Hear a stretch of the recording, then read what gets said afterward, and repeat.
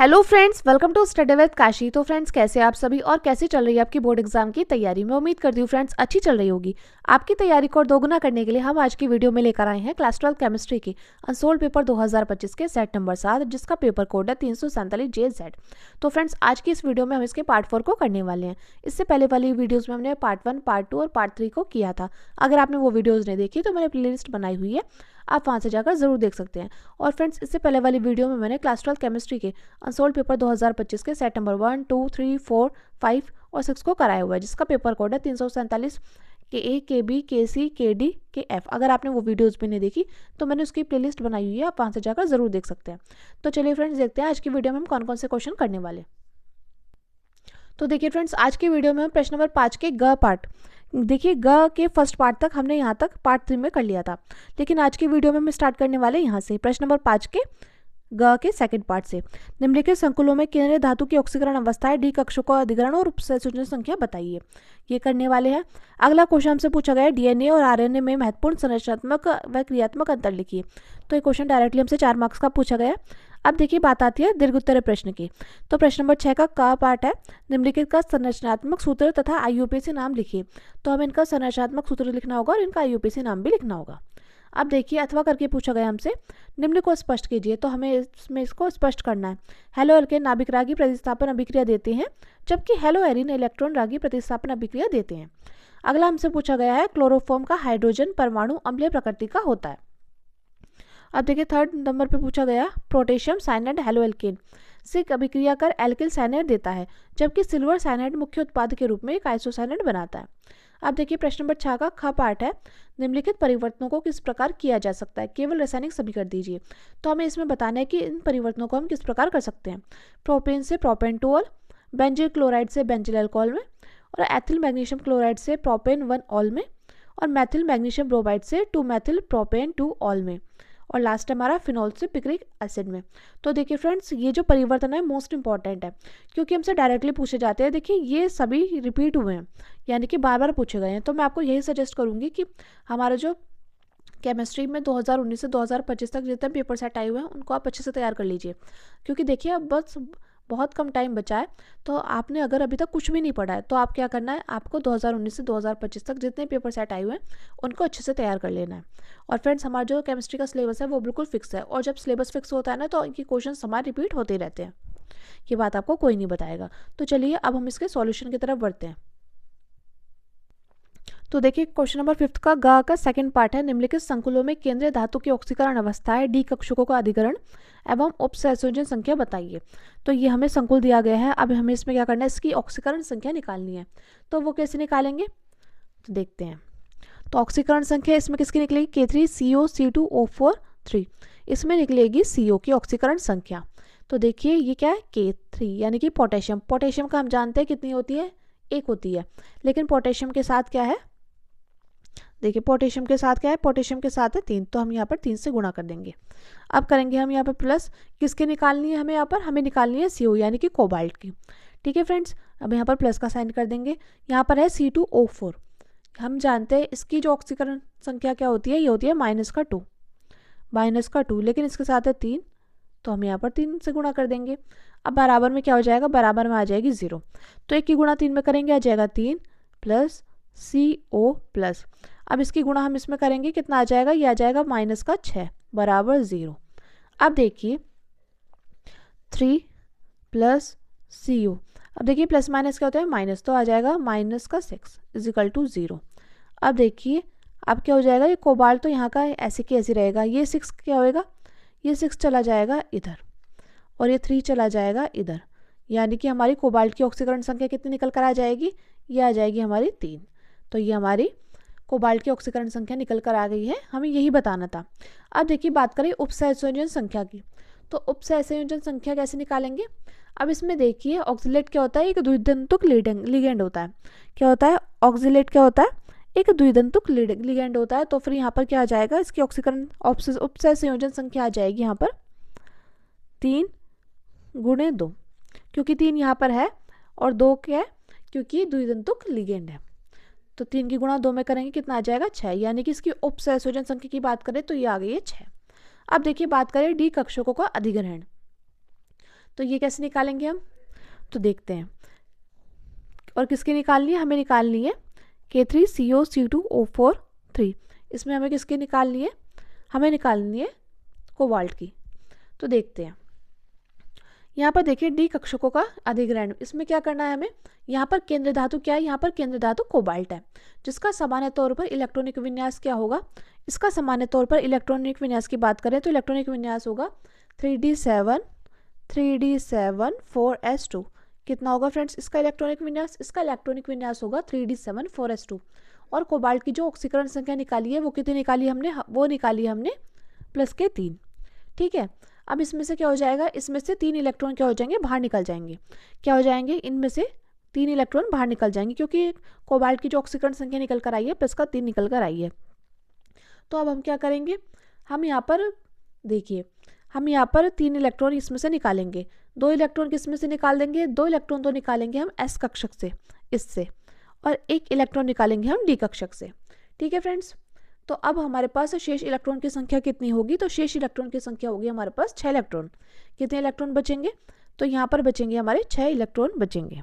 ठीक है फ्रेंड्स, मैं उम्मीद करती हूँ आपको इतनी बात अच्छे समझ में आ गई होगी कि हमने बस यहाँ पर क्या किया, हमने यहाँ पर कोबाल्ट का जो इलेक्ट्रॉनिक विन्यास है वो बताया है।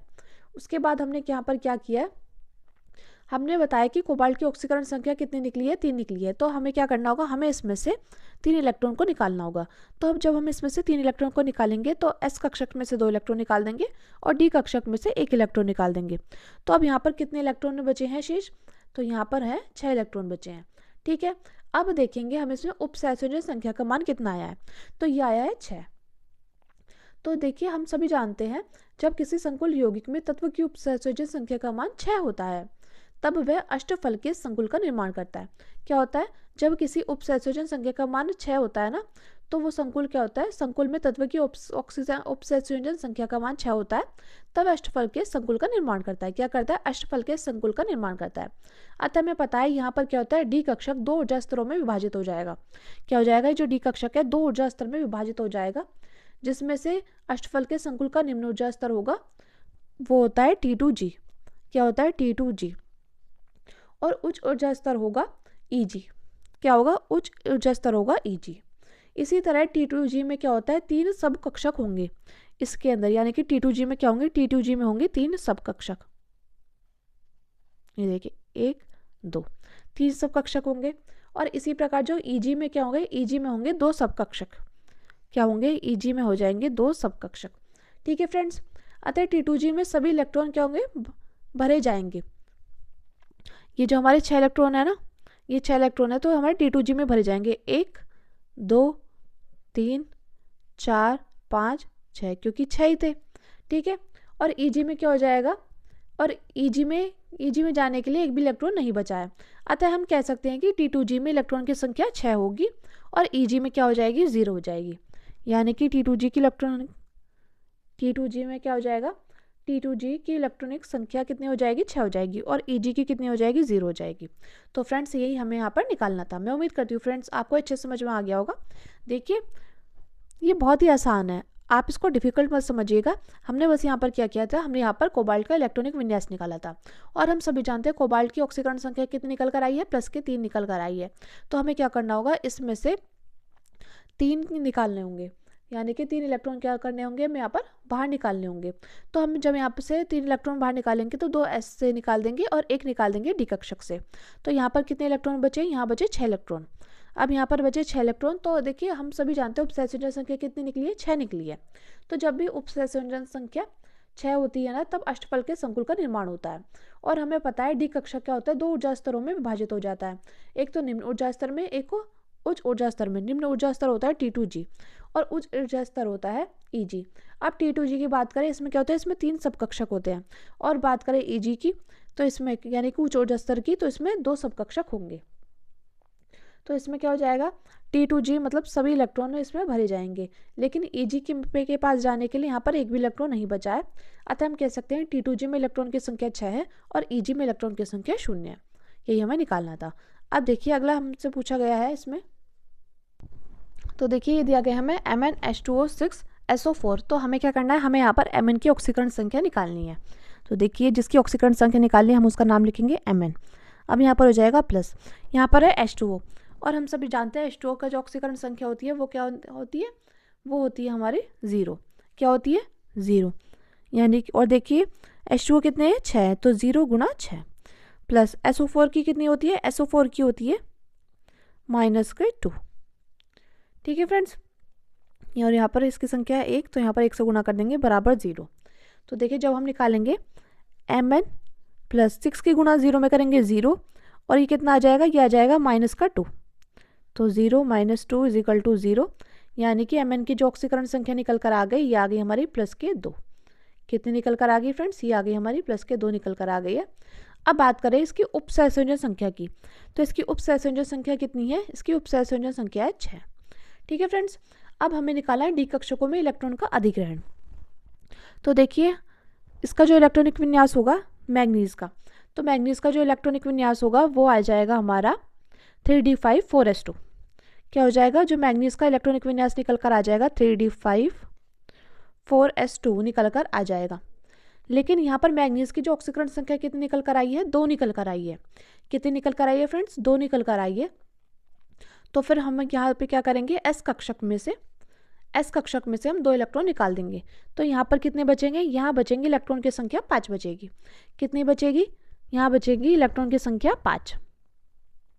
ठीक है फ्रेंड्स, तो जब यहाँ पर इलेक्ट्रॉन की संख्या 5 बचेगी, क्योंकि हमने यहाँ पर क्या किया, हमने यहाँ पर देखिए इसमें से 2 इलेक्ट्रॉन निकाल दिए थे, क्योंकि ये मैग्नीज का इलेक्ट्रॉनिक विन्यास निकल कर आया था 3d5 4s2, लेकिन मैग्नीज की जो ऑक्सीकरण संख्या निकल कर आई है 2 निकल कर आई है, तो हमने यहाँ से एस कक्षक में से 2 इलेक्ट्रॉन निकाल दिए। तो यहाँ पर जो इलेक्ट्रॉन की संख्या बची है वो बची है 5 इलेक्ट्रॉन। अब अगर हम इसको डी कक्षक में भरेंगे, तो कैसे भरा जाएगा, 1 2 3, देखिए 5 इलेक्ट्रॉन है, 1 2 3 4 5, ये 5 इलेक्ट्रॉन भरे गए हैं। लेकिन हम यहाँ पर क्या करेंगे, यहाँ पर देखिए इलेक्ट्रॉन का ऊर्जा स्तर क्या हो जाएगा, एक ही ऊर्जा स्तर पर न होकर इसके ये क्या करेगा, ये T2G और EG में विभक्त होगा, यानी कि निम्न ऊर्जा स्तर में विभक्त होगा और उच्च ऊर्जा स्तर में विभक्त होगा। क्योंकि यहाँ पर क्या होता है, यहाँ पर उपसहसंयोजन संख्या है 6। ठीक है फ्रेंड्स, अतः इलेक्ट्रॉन पहले T2G में जाएगा, फिर उसके बाद EG में जाएगा। तो T2G में क्या होता है, 5 इलेक्ट्रॉन आ जाएंगे। तो देखिए पहले किस में जाएगा, T2G में जाएगा, उसके बाद किस में जाएगा, उसके बाद जाएगा EG में। T2G है निम्न ऊर्जा स्तर और EG है उच्च ऊर्जा स्तर। तो T2G में 5 इलेक्ट्रॉन आ जाएंगे, क्योंकि T2G के पास क्या है, 3 कक्षक होते हैं और EG के पास 2 कक्षक होते हैं। लेकिन हम यहाँ पर क्या करेंगे, देखिए T2G के पास कितने कक्षक होते हैं, 3 कक्षक होते हैं, और बात करें EG के पास होते हैं 2 कक्षक। तो यहाँ पर हम पूरे जो 5 इलेक्ट्रॉन होंगे वो T2G में नहीं भर सकते, क्योंकि यहाँ पर क्या होता है, यहाँ पर डी कक्षकों के बीच दूरी कम होने के कारण जो इलेक्ट्रॉन होते हैं वो T2G में युग्मित नहीं हो पाते हैं। ठीक है फ्रेंड्स, यहाँ पर क्या कारण है, यहाँ पर हम जो पूरे 5 इलेक्ट्रॉन T2G में नहीं भरेंगे, क्योंकि यहाँ पर डी कक्षकों के बीच दूरी कम होने के कारण जो इलेक्ट्रॉन होते हैं वो T2G में युग्मित नहीं हो पाते, और EG को हमें भरना ही होता है इलेक्ट्रॉन को। तो देखिए यहाँ पर जो हम भरेंगे तो ये हो जाएगा T2G में 3 और 2 भरेंगे इसमें। ठीक है फ्रेंड्स, तो यानी कि इसमें आ जाएगा T2G 3 और EG 2। तो फ्रेंड्स मैं उम्मीद करती हूँ आपको डी कक्षकों में इलेक्ट्रॉन का अधिग्रहण अच्छे समझ में आ गया होगा। अब चलिए फ्रेंड्स बढ़ते हैं अगले क्वेश्चन की तरफ। तो देखिए अगला क्वेश्चन हमसे पूछा गया था, इसमें प्रश्न नंबर 5 का घ, इसमें हमसे पूछा गया था DNA और RNA में महत्वपूर्ण संरचनात्मक एवं क्रियात्मक अंतर लिखिए। तो सबसे पहले तो हम लिखेंगे DNA और RNA में संरचनात्मक अंतर। तो हम यहाँ पर लिखते हैं, एक साइड लिखेंगे DNA और एक साइड लिखेंगे RNA। तो इसमें फर्स्ट लिखते हैं, इसमें डीऑक्सी श्रृंखला होती है। कौन सी होती है, DNA में कौन सी श्रृंखला होती है, DNA में डीऑक्सी श्रृंखला होती है। बात करें RNA की तो इसमें राइबो श्रृंखला होती है। ठीक है फ्रेंड्स, ये बात आपको ध्यान रखनी है कि DNA में कौन सी श्रृंखला होती है, डीऑक्सी राइबो श्रृंखला होती है। और बात करें RNA की तो इसमें राइबो श्रृंखला होती है। अब देखिए सेकंड पॉइंट हम इसमें लिखते हैं, इसमें एडेनिन, ग्वानिन, साइटोसिन और थाइमिन होते हैं। क्या होते हैं इसमें, एडेनिन, ग्वानिन, साइटोसिन और थाइमिन होते हैं। देखिए फ्रेंड्स, और ये बात आपको पता होना चाहिए कि इसमें जो नाइट्रोजन क्षार होते हैं वो कौन कौन से होते हैं, क्योंकि आपसे डायरेक्टली MCQ में पूछ लिया जाता है या अति लघुत्तरीय प्रश्न में पूछ लिया जाता है। ये मोस्ट इंपॉर्टेंट क्वेश्चन है कि RNA में कौन कौन से होते हैं और DNA में कौन कौन से नाइट्रोजन क्षार होते हैं, ये बात आपको पता होना चाहिए। तो जब भी DNA की बात आए तो आपको याद रखना है AGCT, और जब भी RNA की बात करें तो आपको याद रखना है AGCU, क्योंकि इसमें होता है यूरेसिल, इसमें थाइमिन नहीं होता। तो इसमें एडेनिन, ग्वानिन, साइटोसिन और थाइमिन होते हैं। और बात करें आरएनए की तो इसमें एडेनिन, ग्वानिन, साइटोसिन और यूरेसिल होते हैं। क्या होता है? यूरेसिल। इसमें क्या होता है? AGCT और यह है AGCU। अब देखिए अगला हम इसमें लिखते हैं संरचना। तो यह द्विरज्जुक और डबल हेलिक्स, क्या यह द्विरज्जुक यानी कि डबल स्टैंडर्ड और डबल हेलिक्स यानी कि दोहरी कुंडली संरचना होती है इसकी। और बात करें आरएनए की तो यह एकल रज्जुक संरचना होती है जो कभी कभी मुड़कर डबल स्टैंड का आकार ले सकती है। तो फ्रेंड्स आप चाहे तो इसका इतना स्क्रीनशॉट ले सकते हैं। अब इसी में हम अगला पॉइंट लिखते हैं। अब देखिए डीएनए के संरचनात्मक अंतर में ये यहाँ पर फोर्थ पॉइंट हम लिखते हैं। फोर्थ पॉइंट है यह बहुत लंबी और विशाल अणु होती है, यानी कि डीएनए जो होती है वो बहुत ज़्यादा लंबी होती है और विशाल अणु वाली होती है। और यहाँ पर आरएनए में हम लिखते हैं यह अपेक्षाकृत छोटी होती है। क्या होती है? यह अपेक्षाकृत छोटी होती है। अब देखिए हम इसमें हेडिंग डालते हैं क्रियात्मक अंतर की। तो इससे पहले हमने जो अंतर किया है वो है संरचनात्मक अंतर, क्योंकि हमसे इसमें पूछा गया है क्रियात्मक और संरचनात्मक अंतर बताइए। तो हम यहाँ पर ब्लैक पेन से हेडिंग डालेंगे क्रियात्मक अंतर की, और यहाँ पर एक साइड लिखेंगे डीएनए और एक साइड लिखेंगे आरएनए। तो देखिए हम इसमें लिखते हैं, सबसे पहले जो कार्य करते हैं हम ये वो बताएंगे। तो इसमें लिखते हैं यह आनुवंशिक सूचनाओं का दीर्घकालिक भंडारण और संचार करता है, यानी यह जीवन का क्या होता है? ब्लूप्रिंट होता है। तो डीएनए में क्या होता है? यह आनुवंशिक सूचनाओं का दीर्घकालिक भंडारण और संचार करता है, यानी यह जीवन का क्या होता है? ब्लूप्रिंट होता है। और आरएनए में हम लिखते हैं यह डीएनए से प्रोटीन बनाने के लिए आवश्यक निर्देशों को नाभिक से राइबोसोम तक ले जाने में मदद करता है। क्या करता है? आरएनए क्या करता है? यह डीएनए से प्रोटीन बनाने के लिए आवश्यक निर्देशों को नाभिक से राइबोसोम तक ले जाने में मदद करता है। और डीएनए क्या कर रहा था? यह आनुवंशिक सूचनाओं का दीर्घकालिक भंडारण है और संचार करता है, यानी कि यह जीवन का ब्लूप्रिंट है। अब देखिए सेकंड पॉइंट हम इसमें लिखते हैं यह अधिक स्थिर होता है और कोशिका के केंद्रक में सुरक्षित रहता है। क्या होता है? डीएनए क्या होता है? यह अत्यधिक स्थिर होता है और कोशिका के केंद्रक में सुरक्षित रहता है। और आरएनए में हम लिखते हैं यह कम स्थिर होता है और इसे लगाया, बनाया और तोड़ा जा सकता है। अब देखिए अगला क्वेश्चन हमारा प्रश्न नंबर 6 का पार्ट। निम्नलिखित का संरचनात्मक सूत्र तथा IUPAC नाम लिखिए। तो देखिए यहाँ से हमारे 5 नंबर वाले क्वेश्चन स्टार्ट होते हैं। तो देखिए फ्रेंड्स ये मोस्ट इंपॉर्टेंट है। देखिए अब तक मैंने आपको जितने पेपर सेट कराए ना उसमें सबसे ज़्यादा टफ जो पूछा गया है यही JZ वाला पेपर सेट पूछा गया है, क्योंकि ये है ही इतना लेंथी। तो देखते हैं इसमें पूछा गया है द्वितीयक ब्यूटिल क्लोराइड, इसका हमें संरचनात्मक सूत्र क्या होता है ये भी लिखना होगा और इसका IUPAC नाम। तो क्या लिखा गया? द्वितीयक ब्यूटिल क्लोराइड। तो द्वितीयक ब्यूटिल क्लोराइड में ये जो ब्यूटिल है ये क्या होता है? ये एल्किल ग्रुप है, जिसमें क्या होता है? जिसमें 4 कार्बन होते हैं। और Cl क्या करेगा? ये जो क्लोराइड है ना Cl उस कार्बन से जुड़ेगा जो 2 कार्बनों से जुड़ा हुआ हो, यानी कि यहाँ पर कितने कार्बन होने चाहिए? ब्यूटी यानी कि 4 कार्बन। ठीक है, तो हम यहाँ पर करेंगे 4 कार्बन, 1 2 3 4। ठीक है फ्रेंड्स, यहाँ पर हमने कर दिए 4 कार्बन।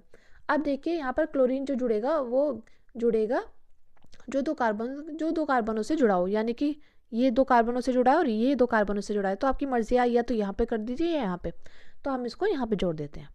ठीक है, हमने इसको यहाँ पर जोड़ दिया। उसके बाद हम इसकी नंबरिंग कर लेते हैं। ये हो गया 1 2 3 4। ठीक है, 1 2 3 4 हमने यहाँ से कर दी। अब देखिए अब हमें यहाँ पर क्या देखना है? हम जानते हैं कार्बन की जो संयोजकता होती है वो कितनी होती है? वो होती है 4। लेकिन यहाँ पर हमें कार्बन की संयोजकता पूरी करने के लिए क्या करना होगा? हमें यहाँ पर हाइड्रोजन लगा देना होगा। तो यहाँ पर देखिए सबसे पहले चलिए यहाँ पे देखिए, यहाँ पे आपको दिखाई दे रहा है क्या है? एक कार्बन है, यहाँ पर एक कार्बन है, तो हमें यहाँ पर 3 कार्बन जोड़ने होंगे। ठीक है, तो हमने यहाँ पर 1 2 3 4, तो कार्बन की संयोजकता 4 पूरी हो गई। यहाँ पर कितने? 1 2, तो 3 और 1 4, ये भी पूरी हो गई। अब यहाँ पर कार्बन की संयोजकता कितनी है? 1 2 3, और यहाँ पर हमें एक H लगा देना होगा। अब ये इसकी पूरी हो गई है। अब बात करें इस वाले कार्बन की, तो 1 2 3, तो ये है हमारी संरचनात्मक सूत्र, ये हमारी इसका संरचना हो गया। ठीक है फ्रेंड्स, क्योंकि ब्यूट में क्या होता है? ब्यूट में होते हैं 4 कार्बन। ठीक है, 4 कार्बन होते हैं। और क्या होगा? ये जो क्लोराइड होगा वो उस कार्बन परमाणु से जुड़ेगा, उस कार्बन से जुड़ेगा जिसमें क्या हो जाएगा? जिसमें 2 कार्बन हो। तो 2 कार्बन किसमें? इसमें 2 कार्बन है और इसमें 2 कार्बन है, तो हमने यहाँ पर जोड़ दिया। अब हमने इसका 1 2 3 4 इसका नंबरिंग कर दी। अब उसके बाद देखिए, उसके बाद हमें यहाँ पर दिखाई दे रहा था जो हमने अगला पॉइंट करा उसके बाद हमें यहाँ पर दिखाई दे रहा था कि कार्बन की संयोजकता यहाँ पर पूरी नहीं हो रही। हम सभी जानते हैं कार्बन की जो संयोजकता होती है वो होती है 4। तो यहाँ पर किसी की 1 थी, किसी की 2 थी, तो हमने कार्बन की संयोजकता को पूरा करने के लिए यहाँ पर हाइड्रोजन लगा दिया। तो ये इस प्रकार ये संरचना बनकर तैयार हो गई है। अब बात करें इसके आईयूपीएसी नाम की, तो इसका आईयूपीएसी नाम क्या होगा? ये है 1 2, तो 2 पर क्या है? 2 पर है क्लोरो। क्या है? 2 पर क्या है? 2 पर है क्लोरो। तो हम यहाँ पे लिखेंगे 2 क्लोरो, ठीक है, 2 क्लोरो। और क्या है? कितने कार्बन है? 4 कार्बन है, तो ब्यूट। और क्या है? और है सिंगल बॉन्ड। हम सभी में देख रहे हैं, सभी में क्या है? सिंगल बॉन्ड, तो यहाँ पर हो जाएगा एन। तो क्या हो जाएगा? 2 क्लोरो ब्यूटेन। क्या हो जाएगा? 2 क्लोरो ब्यूटेन। तो आप चाहे तो आप इसको इंग्लिश में भी लिख सकते हैं और हिंदी में भी। तो 2 क्लोरो ब्यूटेन। 2 क्लोरो क्यों आया? 2 क्लोरो इसलिए आया क्योंकि यहाँ पर 2 पर क्या था? क्लोरीन था, तो इसलिए क्लोरो। और ब्यूट क्यों आया? ब्यूट आया क्योंकि 4 कार्बन है, इसलिए ब्यूट आया, ठीक है। एन इसलिए आया क्योंकि यहाँ पर क्या है? यहाँ पर सभी जगह सिंगल बॉन्ड है। तो इसका जो आईयूपीएसी नाम निकल कर आया है 2 क्लोरो ब्यूटेन। अब देखिए अगला है हमारा सेकेंड, हमसे पूछा गया आइसोपेंटिल ब्रोमाइड। तो हमें इसका संरचना बतानी है। तो यहाँ पर क्या आ गया? यहाँ पर है पेंट, यानी कि कितने कार्बन होने चाहिए? कार्बन होने चाहिए 5। कितने? 5। तो देखिए आइसोपेंटिल ब्रोमाइड, जब भी आइसो हो तो संरचना कुछ इस प्रकार बनेगी, ठीक है, देख लीजिएगा। यहाँ कार्बन, यहाँ कार्बन, यहाँ कार्बन और यहाँ कार्बन, कुछ संरचना इस प्रकार बनेगी, ठीक है फ्रेंड्स। अब देखिए यहाँ पर हम क्या करेंगे? यहाँ पर है आइसोपेंटिल ब्रोमाइड, तो यहाँ पर क्या हो जाएगा? यहाँ पर इसके साथ हम Br को जोड़ देंगे। अब हम क्या करेंगे? अब हम इसकी संयोजकता पूरी करेंगे। तो यहाँ पर इस कार्बन की 2 संयोजकता है, तो एक H यहाँ पर लगा दिया, एक H यहाँ पर लगा दिया। इसी प्रकार देखिए इस कार्बन की कितनी संयोजकता है? तो 2 संयोजकता है, एक H यहाँ लगा दिया, एक H यहाँ लगा दिया, ठीक है फ्रेंड्स। अब इस कार्बन की कितनी संयोजकता है? तो देखिए इस कार्बन की एक संयोजकता ये रही, 1 2 यानी कि 3, एक यहाँ पर संयोजकता 4 पूरी कर देंगे, ठीक है। अब देखिए इस कार्बन की कितनी संयोजकता है? 1, तो 1 2 3, तो ये होगी 1 2 3 4। इसी प्रकार देखिए इस कार्बन की भी हम पूरी कर देते हैं संयोजकता। तो फ्रेंड्स अब हमारा आइसोपेंटिल ब्रोमाइड बनकर तैयार हो गया। अब हम क्या करेंगे? अब हम इसकी नंबरिंग कर देंगे। तो 1 2 3 और ये 4, ठीक है। तो यहाँ पर हम इसका आईयूपीएसी नाम क्या आ जाएगा? इसका आईयूपीएसी नाम होगा 1 पर क्या है? 1 पर है ब्रोमो, तो यहाँ पर लिखेंगे 1 ब्रोमो, ठीक है फ्रेंड्स। और 3 पर क्या है? 3 पर है मिथाइल, यानी कि यहाँ पर भी CH3, यहाँ पर भी CH3, तो हम बोलेंगे 3 पर क्या है? 3 पर है मिथाइल। क्या है? 3 पर है मिथाइल, मिथाइल, ठीक है। उसके बाद देखिए कितने कार्बन है? 1 2 3 4, 4 कार्बन है, तो फिर यहाँ पर हो जाएगा ब्यूट। और क्या है यहाँ पर? यहाँ पर है सिंगल बॉन्ड, हम सभी देख पा रहे हैं यहाँ पर है सिंगल बॉन्ड, तो यहाँ पर हो जाएगा एन, ठीक है फ्रेंड्स। तो आइसोपेंटिल ब्रोमाइड की जो संरचना है वो है ये। और देखिए जो इसका आईयूपीएसी नाम है 1 पर है ब्रोमो, 3 पर क्या है? 3 पर है मेथाइल या CH3 और ब्यूट एन, ठीक है फ्रेंड्स। ब्यूट यानी कि 4 कार्बन और एन यानी कि सिंगल बॉन्ड। मैं उम्मीद करती हूँ फ्रेंड्स आपको अच्छे समझ में आ गया होगा। अगर आपको एक बार में अच्छे समझ नहीं आ रहा तो आप वीडियो को पॉज करके फिर से देख लीजिएगा। यानी कि देखिए ये जो आईयूपीएसी नाम है ना, आप लिख कर याद करेंगे तो आपको अच्छे से याद हो जाएगा, क्योंकि केमिस्ट्री ऐसी है जो इसमें रिएक्शन हो गई, आईयूपीएसी नाम हो गई, ये हमें लिख कर याद होंगे।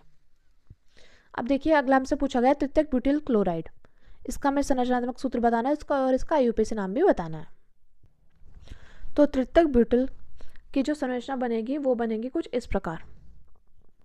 यहाँ पर भी कार्बन, यहाँ पर कार्बन, यहाँ पर कार्बन और एक कार्बन यहाँ पर, यानी कि ये क्या हो जाएंगे? ये होगा 3 दीर्घ कार्बन, ठीक है। तो इसका जब 1 2 3 इसकी नंबरिंग करेंगे तो ऐसे हो जाएगी 1 2 3, यानी कि जो हमारी तृतीयक ब्यूटिल क्लोराइड की जो संरचना बनेगी वो उसमें कार्बन इस प्रकार होंगे। अब हम क्या करेंगे? अब हम यहाँ पर इसकी संयोजकता देखेंगे। इसकी एक संयोजकता है, तो हमें क्या करना होगा? इसकी हमें संयोजकता पूरी करनी होगी। तो हम यहाँ पर इस प्रकार इसकी संयोजकता पूरी करेंगे। अब ये इसकी पूरी हो गई। अब देखिए इसकी यहाँ पर है 2, और देखिए ब्यूटिल पे क्या है? ब्यूटिल क्लोराइड, यानी कि इस Cl पर मैंने अभी आपको बताया था कि Cl जो जाएगा वो किसके साथ जाएगा, जिसकी कार्बन की संयोजकता 2 हो। तो इसकी कार्बन की संयोजकता 2 या 2 से ज़्यादा है तो ये इसके साथ आ जाएगा Cl।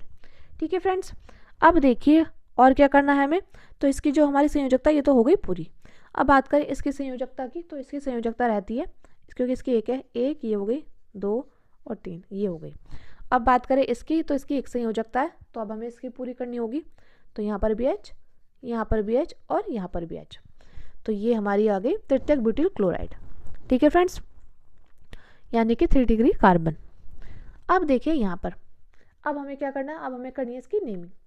तो देखिए ये कार्बन कितने हैं, 1 2 3, तो 2 पर क्या है, 2 पर है Cl, यानी कि हम लिखेंगे 2 पर क्लोरो। क्या लिखेंगे, 2 क्लोरो, 2 क्लोरो। और 2 पर ही क्या है, 2 पर ही है CH3, यानी कि 2 पर ही है मिथाइल। क्या फ्रेंड्स, 2 पर है हमारा मिथाइल, 2 मिथाइल। ठीक है, अब देखिए कितने कार्बन है, 1 2 3, 3 कार्बन है, तो फिर यहाँ पर आ जाएगा प्रोप, प्रोप, और क्या आ जाएगा, और सिंगल बॉन्ड है तो आ जाएगा एन। क्या आ जाएगा, ये आ जाएगा प्रोप एन। मैं उम्मीद करती हूँ फ्रेंड्स इतना अच्छे से आपको समझ में आ गया होगा। अब देखिए अगला पूछा गया हमसे आइसोब्यूटिल क्लोराइड, तो हमें आइसोब्यूटिल क्लोराइड बनाना है। तो देखिए आइसोब्यूटिल में क्या हो जाएगा, कुछ संरचना कुछ इस प्रकार बनेगी, जैसे अभी हमने सेकंड वाले में समझा था, कुछ जो संरचना बनेगी वो बनेगी कुछ इस प्रकार।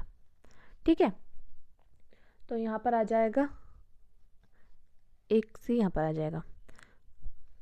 तो देखिए यहाँ पर है ब्यूटिल और उसमें वो लगाया था पेंटिल, तो इसलिए ब्यूटिल में क्या है 4 कार्बन आ गए और पेंटिल में 5 कार्बन थे, तो इसकी संरचना कुछ इस प्रकार बनेगी। ठीक है, अब है ब्यूटिल क्लोराइड।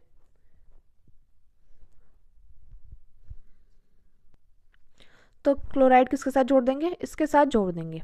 अब देखते हैं इसकी वैलेंसी हम पूरी करेंगे। इसकी 2 है तो 1, ये बन गई 4, 1 2 3 4। अब इसकी कितनी है, 1 2 3। अब हमें इसकी भी एक पूरी करनी होगी, तो हम यहाँ पर H कर देंगे। ठीक है, अब इसकी क्या है, 1 है, तो 1 2 3 और 1 4। इसी प्रकार इसके देखिए 1 2 3 और ये 4। ठीक है फ्रेंड्स, तो इसका आ गई ये संरचना, इसकी संरचना आ गई है। अब हम क्या करेंगे, इसकी नेमिंग कर देंगे, 1 ये रहा, 2 और 3 ये रहे। ठीक है, तो इसका IUPAC नाम हम लिखेंगे तो क्या आ जाएगा, 1 पर क्या है, 1 पर है क्लोरो, तो 1 क्लोरो। ठीक है फ्रेंड्स, 1 क्लोरो। 2 पर क्या है, 2 पर है मिथाइल, यानी कि CH3, 1 क्लोरो 2 मिथाइल। ठीक है, 1 पर है क्लोरो, 2 पर क्या है, 2 पर है मिथाइल, आपको दिखाई दे रहा है CH3 CH3। और कितने कार्बन है, कार्बन है 3, तो इसलिए आ जाएगा प्रोप, प्रोप, और सिंगल बॉन्ड है तो आ जाएगा एन। तो देखिए फ्रेंड्स इसका जो IUPAC नाम निकल कर आया 1 क्लोरो 2 मिथाइल प्रोपेन। मैं उम्मीद करती हूँ फ्रेंड्स आपको अच्छे समझ में आ गया होगा। चलिए अब हम आगे बढ़ते हैं। अब देखिए अगला हमारा नियोपेंटिल क्लोराइड। तो देखिए इसकी जो संरचना बनेगी ये बनेगी कुछ इस प्रकार, इसकी संरचना जो बनेगी ये बनेगी कुछ इस प्रकार, क्योंकि पेंट बोला गया यानी कि 5 कार्बन। ठीक है, तो नियोपेंटिल की संरचना कुछ इस प्रकार बनेगी। अब देखिए हम क्या करेंगे, इसकी हम संयोजकता पूरी करेंगे। तो Cl के साथ क्या आ जाएगा, आ जाएगा क्लोराइड, तो यहाँ पर आ गया हमारा क्लोराइड। ठीक है, तो इसकी संयोजकता जब हम पूरी करेंगे 2 तो ये रही 3 और 1 4। इसी प्रकार देखिए इस कार्बन की तो पूरी है, इसी प्रकार देखिए इस वाले कार्बन की 1 2 3 और 1 4 ये रही। अब हम इस वाले कार्बन की, इस कार्बन के पास 1 है तो 2 3 4। इसी प्रकार देखिए इस वाले कार्बन की बात आती है, 1 ये रही, 2 3 और 1 ये 4, यानी कि अब हम इसकी क्या हो गई, अब हमारी इसकी संयोजकता पूरी हो गई। अब देखते हैं हम इसकी नेमिंग करते, 1 2 3। तो देखिए हम यहाँ पर करेंगे 1 पर क्या है, 1 पर है हमारा क्लोरो, क्या है 1 पर हमारा यहाँ पर Cl है तो इसलिए हम लिखेंगे 1 क्लोरो। और देखिए 2 पर क्या है, 2 पर हमारा मिथाइल है, यहाँ पर भी, तो हम यहाँ पर लिखेंगे 2 2 डाई मेथाइल, डाई मेथाइल। ठीक है फ्रेंड्स, और कितने कार्बन है, तो यहाँ पर है 3 कार्बन। कितने कार्बन है, 3 कार्बन है, तो आ जाएगा प्रोप और सिंगल बॉन्ड है तो एन। ठीक है फ्रेंड्स, तो जो हमारा नियोपेंटिल क्लोराइड का जो IUPAC नाम निकल कर आया है 1 क्लोरो 2 2 डाई मेथाइल प्रोपेन, क्योंकि 1 पर क्लोरो है, 2 पर क्या है, यहाँ पर भी CH3 यहाँ पर भी CH3, तो हमने यहाँ पर लिखा 2 2 डाई मेथाइल। ठीक है। और कितने कार्बन है, 1 2 3, 3 कार्बन है और प्रोप इसलिए आ जाएगा प्रोप, और सिंगल बॉन्ड है सभी में तो आ जाएगा इन। अब देखिए इसमें हमारा अगला क्वेश्चन पूछा गया है प्रश्न नंबर 6 का पार्ट, निम्नलिखित को स्पष्ट कीजिए। तो हमें यहाँ पर इसको स्पष्ट करना है। तो हमसे पूछा गया है हेलो एल्केन नाभिक रागी प्रतिस्थापन अभिक्रिया देते हैं जबकि हेलो एरिन इलेक्ट्रॉन रागी प्रतिस्थापन अभिक्रिया देते हैं, क्यों? तो हमें यहाँ पर बताना है। हम यहाँ पर लिखेंगे हेलो एल्केन नाभिक रागी प्रतिस्थापन अभिक्रिया देते हैं क्योंकि इनमें हेलोजन से जुड़ा कार्बन धनावेशित और ध्रुवीय होता है। क्यों होता है? हेलो एल्केन नाभिक रागी प्रतिस्थापन अभिक्रिया देते हैं क्योंकि इसमें हेलोजन से जुड़ा कार्बन धनावेशित और ध्रुवीय होता है, जिस पर इलेक्ट्रॉन समृद्ध नाभिक रागी आसानी से हमला करता है। क्या होता है यहाँ पर? इसमें हेलोजन से जुड़ा कार्बन धनावेशित और ध्रुवीय होता है, जिस पर इलेक्ट्रॉन समृद्ध नाभिक रागी आसानी से हमला करता है। जबकि हेलो एरिन में क्या होता है? अनुनाद के कारण CX बंध आंशिक द्विबंध चरित्र वाला और मजबूत होता है, और बेंजीन वलय इलेक्ट्रॉन समृद्ध होने के कारण इलेक्ट्रॉन रागी प्रतिस्थापन अभिक्रिया जैसे नाइट्रोजन और हेलोजनीकरण दर्शाता है, क्योंकि इलेक्ट्रॉन रागी बेंजीन वलय पर हमला करता है जहाँ इलेक्ट्रॉन घनत्व क्या हो जाता है? कम हो जाता है, जहाँ इलेक्ट्रॉन घनत्व अधिक हो जाता है। तो देखिए फ्रेंड्स, इसमें क्या कारण था? जो हेलो एल्केन होते हैं वो नाभिक रागी प्रतिस्थापन अभिक्रिया देते हैं क्योंकि इसमें हेलोजन से जुड़ा कार्बन धनावेशित और ध्रुवीय होता है। क्या होता है? हेलो एल्केन नाभिक रागी प्रतिस्थापन अभिक्रिया देते हैं क्योंकि इसमें जो हेलोजन होगा से जुड़ा जो कार्बन परमाणु होगा वो धनावेशित भी होगा और ध्रुवीय भी होता है, जिस पर इलेक्ट्रॉन समृद्ध नाभिक रागी आसानी से हमला करते हैं। इस पर क्या हो जाएगा? इस पर जो इलेक्ट्रॉन समृद्ध है वो आसानी से हमला करते हैं। जबकि हेलो एरिन में अनुनाद के कारण CX बंध आंशिक द्विबंध चरित्र वाला और मजबूत होता है। क्या होता है? हेलो एरिन में क्या होता है? अनुनाद के कारण CX बंध जो होगा वो आंशिक द्विबंध चरित्र वाला और मजबूत होता है, और बेंजीन वलय इलेक्ट्रॉन समृद्ध होने के कारण इलेक्ट्रॉन रागी प्रतिस्थापन अभिक्रिया दर्शाता है, क्योंकि इलेक्ट्रॉन रागी बेंजीन वलय पर हमला करते हैं जहाँ इलेक्ट्रॉन घनत्व अधिक होता है। तो फ्रेंड्स, यही हमारा इसका कारण था। आप चाहे तो इसका स्क्रीनशॉट ले सकते हैं। अब बढ़ते हैं अगले क्वेश्चन की तरफ। और देखिए फ्रेंड्स, एक बात और, ये जो कारण वाले क्वेश्चन है मोस्ट इंपॉर्टेंट है क्योंकि ये हमारे घुमा फिरा कर 5-6 है और यही रिपीट होते रहते हैं। तो आप इसको अच्छे से तैयार कर लीजिएगा, इस बार भी इसके आने की पूरे चांस है। अब देखिए इसी में हमसे सेकंड पॉइंट करके क्वेश्चन पूछा गया है, क्लोरोफॉर्म का हाइड्रोजन परमाणु अम्लीय प्रकृति का होता है। तो हमें इसमें बताना है कि क्लोरोफॉर्म का जो हाइड्रोजन परमाणु होता है वो अम्लीय प्रकृति का होता है। हम सभी जानते हैं क्लोरोफॉर्म का जो सूत्र होता है वो होता है CHCl3। ठीक है फ्रेंड्स, तो देखिए यहाँ पर हम लिखेंगे क्लोरीन के -I प्रभाव के कारण इससे जुड़े कार्बन परमाणु पर आंशिक धनावेश आ जाता है, जिससे क्लोरोफॉर्म में से H+ का निकलना आसान हो जाता है, इसलिए क्लोरोफॉर्म का H परमाणु अम्लीय प्रकृति का होता है। तो यहाँ पर हमने क्या लिखा है? क्लोरीन के I प्रभाव के कारण इससे जुड़े कार्बन परमाणु पर आंशिक धनावेश आ जाता है, जिससे क्लोरोफॉर्म में से H+ का निकलना आसान हो जाता है, इसलिए क्लोरोफॉर्म का H परमाणु अम्लीय प्रकृति का होता है। जैसे कि यहाँ पर देखिए हम क्लोरोफॉर्म को कुछ इस प्रकार भी तो लिख सकते हैं ना। ये कितने कार्बन से जुड़ा है? ये कार्बन जुड़ा है 3 Cl के साथ। ठीक है, अब देखिए क्लोरीन में क्या होगा? क्लोरीन में होता है -I प्रभाव। क्या होता है? क्लोरीन में होता है -I प्रभाव। ठीक है फ्रेंड्स, क्लोरीन में होता है -I प्रभाव। अब देखिए जैसे CHCl3 है, ये जब आयनन में टूटेगा तो H+ तो अलग हो जाएगा और CCl3 क्या हो जाएगा? अलग हो जाएगा। इस पर आ जाएगा माइनस का चार्ज और इस पर आ जाएगा प्लस का चार्ज। तो देखिए यही है कि क्लोरीन के -I प्रभाव के कारण क्लोरीन में क्या होता है? -I प्रभाव होता है, जिससे कार्बन परमाणु पर क्या हो जाता है? आंशिक धनावेश आ जाता है। इस कार्बन परमाणु पर आंशिक यानी कि थोड़ा बहुत धनावेश आ जाएगा, जिससे क्या हो जाएगा? जिससे क्लोरोफॉर्म में से इस H का निकलना क्या हो जाएगा? आसान हो जाता है। ये H क्या करेगा? H निकल जाएगा, H+ आयन क्या हो जाएगा? निकल जाएगा। ठीक है फ्रेंड्स, या तो आप ये एग्जाम्पल लिख कर आना, ये वाला, या आप ये वाला एग्जाम्पल लिख कर आना, आपकी इसमें मर्जी है। ठीक है फ्रेंड्स, यहाँ पर यह लिख देते हैं। अब देखिए अगला हमसे पूछा गया third point, potassium cyanide halo alkane RH से अभिक्रिया कर एल्किल साइनाइड देता है, जबकि सिल्वर साइनाइड मुख्य उत्पाद के रूप में एक आइसोसाइनाइड बनाता है। फिर से देखिए, जो पोटेशियम साइनाइड होगा हेलो एल्केन यानी कि RH से अभिक्रिया कर एल्किल साइनाइड देता है, जबकि सिल्वर साइनाइड मुख्य उत्पाद के रूप में एक आइसोसाइनाइड बनाता है। तो हम यहाँ पर लिखते हैं KCN की RH से क्रिया, क्योंकि पोटेशियम साइनाइड को पोटेशियम यानी कि K और साइनाइड यानी कि CN, इसकी क्या करेंगे? हेलो एल्केन से क्रिया करा देंगे। तो हम यहाँ पर लिखते हैं KCN मुख्यतः आयनिक यौगिक है, यह विलयन में Cn माइनस आयन देता है। यद्यपि C और N दोनों इलेक्ट्रॉन युग्म प्रदान कर सकते हैं, लेकिन आक्रमण मुख्यतः कार्बन परमाणु द्वारा होता है, न कि नाइट्रोजन परमाणु द्वारा, क्योंकि CC बंध Cn बंध की तुलना में अधिक स्थायी होते हैं, इसलिए एल्किल साइनाइड बनता है। फिर से देखिए, KCN क्या होता है, मुख्यतः आयनिक यौगिक है। यह विलयन में Cn माइनस आयन देता है। यद्यपि C और N दोनों इलेक्ट्रॉन युग्म प्रदान कर सकते हैं, लेकिन आक्रमण मुख्यतः कार्बन परमाणु द्वारा होता है, न कि नाइट्रोजन परमाणु द्वारा, क्योंकि CC बंध और Cn बंध की तुलना में अधिक स्थायी होते हैं, इसलिए एल्किल साइनाइड बनता है। अब देख लेते हैं इसकी रिएक्शन को। देखिए, जैसे यहाँ पर है एल्किल साइनाइड RX, ठीक है, और क्या है, और RX की क्रिया करेंगे पोटेशियम साइनाइड के साथ। तो देखिए ये क्या होता है, ये होता है प्लस का और ये होता है माइनस का। इसी प्रकार पोटेशियम क्या होगा, पोटेशियम हो जाएगा प्लस का और Cn क्या हो जाएगा, Cn हो जाएगा माइनस। तो प्लस वाले माइनस के साथ चले जाएंगे और माइनस वाले प्लस के साथ। तो यहाँ पर R चला जाएगा Cn के साथ और K चला जाएगा X के साथ। तो ये क्या बना रहा है, ये बना रहा है एल्किल साइनाइड। क्या बना रहा है फ्रेंड्स, ये बना रहा है एल्किल साइनाइड, एल्किल साइनाइड, ठीक है। आप चाहे तो R की जगह क्या लिख सकते हैं, CH3 लिख सकते हैं, CH3, और X की जगह, यानी कि ये हेलोजन ग्रुप का है ना, तो यहाँ पर Cl लिख देंगे, क्योंकि आप ClBr कुछ भी लिख सकते हैं। इसकी हम KCN के साथ क्रिया करा देंगे। तो यहाँ पर क्या आ जाएगा, यहाँ आ जाएगा हमारा CH3, Cn और K चला जाएगा Cl के साथ, ठीक है फ्रेंड्स। आप चाहे तो इसका इतना स्क्रीनशॉट ले सकते हैं, ये हमारे इसके एग्जाम्पल है। आप चाहे तो ये वाला एग्जाम्पल लिख कर आइएगा और या ये वाला एग्जाम्पल लिख कर आइएगा, ठीक है। और इसका नाम आप नीचे मेंशन कर देना, यह है मेथिल क्लोराइड और ये बन गया मेथिल साइनाइड। अब देखिए, अब देखते हैं हम इसमें सिल्वर साइनाइड का। आप चाहे तो इतना इसका स्क्रीनशॉट ले सकते हैं। हम यहाँ पर इसलिए ब्लैक पेन से हेडिंग डालेंगे AgCN की RX से क्रिया।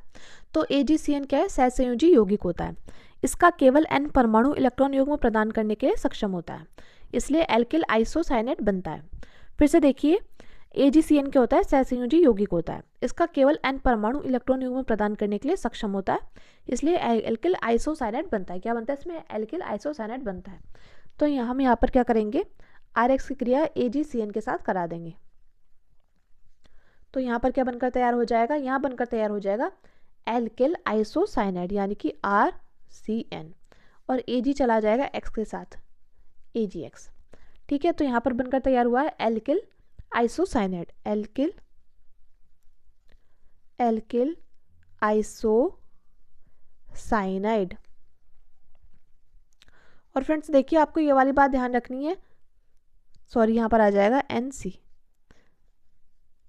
RNC, क्योंकि देखिए CN के लिए बोलते हैं साइनाइड, लेकिन NC को बोलेंगे आइसोसाइनाइड। ये बात आपको ध्यान रखनी है, ठीक है। अब इस R की जगह हम लिख सकते हैं CH3 और यहाँ पर X की जगह लिख देंगे Cl, तो प्लस AgCN। तो ये क्या हो जाएगा, ये इसके साथ क्रिया करके बना देगा CH3NC। तो इसका नाम क्या है, इसका नाम है मिथाइल आइसोसाइनेट, मिथाइल आइसोसाइनेट। और हमारा क्या बनकर तैयार हो जाएगा, AgCl हमारा बनकर तैयार हो जाएगा। तो फ्रेंड्स आज की वीडियो बस इतना ही। अब ये हम पार्ट 5 में करेंगे इसके आगे का, क्योंकि वीडियो थोड़ी लंबी हो रही है। फ्रेंड्स मैं आपको ये सजेस्ट करूँगी कि आप क्या करें, आप एक दिन में एक ही वीडियो देखें। इससे क्या होगा, और एक वीडियो देखने के बाद आप इसका रिवीजन अच्छे से करें, यानी कि जो क्वेश्चंस मैंने आपको कराए हुए हैं आप उनको बार बार प्रैक्टिस करिएगा। इससे आप क्या करना है, आपको इसको अच्छे से तैयारी हो जाएगी। क्योंकि एक दिन में आप जैसे 4-5 क्वेश्चन तैयार करेंगे तो आपके दिमाग में बिल्कुल सेट हो जाएगा, लेकिन एक दिन में अगर आप पूरे सेट यानी कि 5-6 सेट तैयार कर लेंगे तो फिर तब आपको दिक्कत होगी। तो फ्रेंड्स आज की वीडियो में बस इतना ही, मिलते हैं नेक्स्ट वीडियो में। Thanks for watching. और फ्रेंड्स अगर आपको हमारी वीडियो अच्छी लगी हो, यानी कि वीडियो से थोड़ी सी भी हेल्प मिली हो, तो प्लीज़ चैनल को सब्सक्राइब कर लीजिएगा और वीडियो को लाइक शेयर कमेंट करना मत भूलिएगा। Thanks for watching. मिलते हैं नेक्स्ट वीडियो में।